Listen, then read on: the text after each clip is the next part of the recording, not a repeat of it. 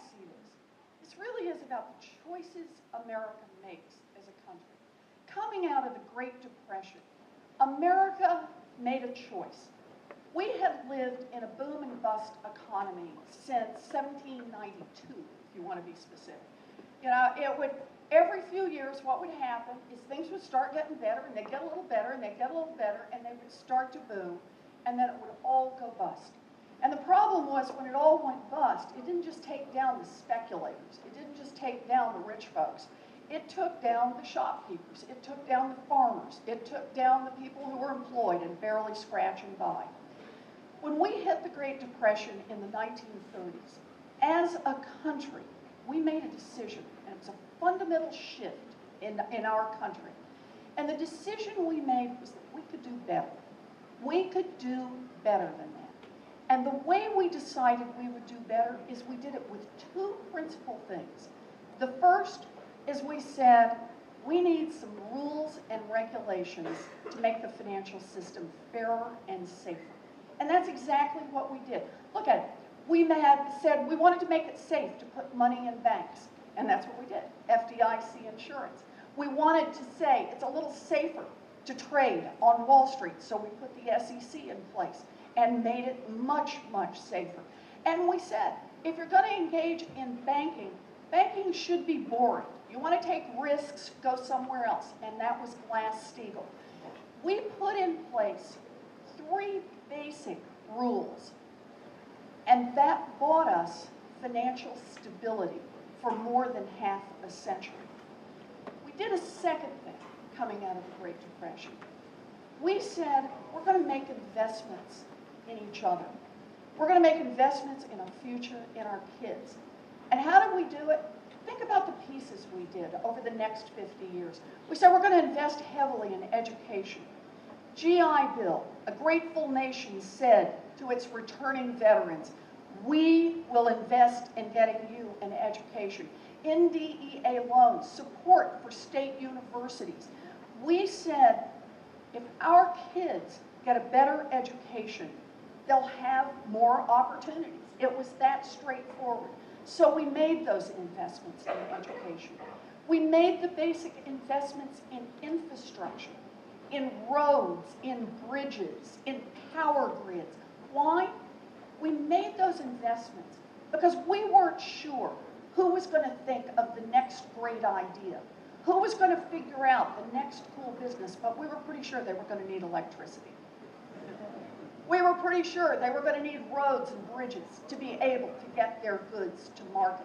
We were pretty sure that if we made those investments, we could build a strong economic future in this country, that we could make this a place to build good jobs for our kids. We saw those things as working together. And the third thing we did, this is what made us a truly extraordinary nation. We invested in ideas, in research, in scientific research, in medical research. We invested in building this giant pipeline of ideas, not knowing what would come from it, not knowing exactly what would be invented, but knowing our kids will invent things we can only dream of, and they will build a better life. We made those investments for half a century, and here's the amazing thing. It really worked. I mean, you look at the numbers, and it's just astonishing. As our family income went up, our GDP went up. As our GDP went up, our family income went up. In fact, I want to give you one number to think about, because to me it summarizes it all. From 1935 to 1980, the 90%, not the top 10%, but the 90%, got 70% of all income growth in the United States. We went up.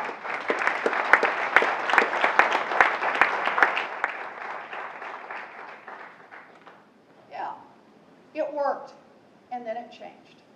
And it changed starting about 1980. And it changed with a basic idea. Republicans came in and they said, you know, there's another way to build a future, a better way to build a future. And it had two key parts to it. Part one, fire the cops. Not the cops on Main Street, the cops on Wall Street. They called it deregulation, but the bottom line was turn them loose. Let them do what they want to do. Let those big financial institutions just figure out whatever product they can sell and however they can sell. And just keep repeating the mantra, markets are perfect. They will always correct themselves. That was part one. And part two was cut taxes. Cut them big for those at the top. And how do you make that happen? If you cut taxes for billionaires, if you cut taxes for Fortune 500 companies, you got less money to spend. So you either bankrupt a country, or do what the Republicans proposed, and that is cut the basic investments. Cut the investments in education, in infrastructure, and in research. And I'll just give you an idea of where we've headed since then. On education, just to pick one. Like I said, I went to a commuter college, $50 a semester, because America said, kid, you work hard, you play by the rules, there's always going to be a higher education opportunity for you.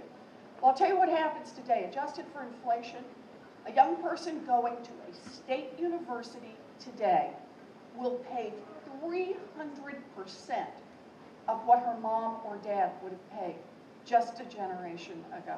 We could play every part of this to watch the pieces fit together, but some of you are nodding, you get this one.